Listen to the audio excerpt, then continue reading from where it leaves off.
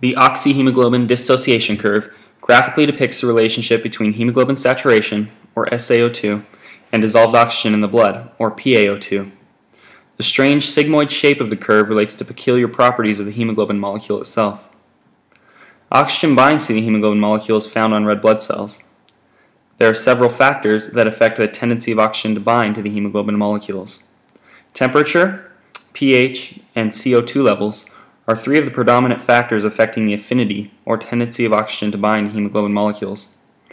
Oxyhemoglobin affinity plays a vital role in homeostasis. It is important that the body maintain an appropriate affinity level to assure proper tissue perfusion. Increased affinity causes the curve to shift to the left. Decreased body temperature, increased pH, and decreased blood CO2 levels all equate to increased affinity. This means the oxygen molecules are more attracted to, and therefore likely to bind to, the hemoglobin of erythrocytes. In such a situation, SaO2 will be higher at predetermined PaO2 levels.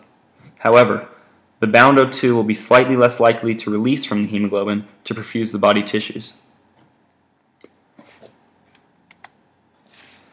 In contrast, a decreased affinity can be caused by increased body temperature, decreased pH, and increased CO2 levels.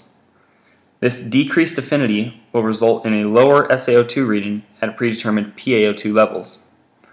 The O2 molecules are less likely to bind to hemoglobin, and fewer O2 molecules will be transported to the body tissues.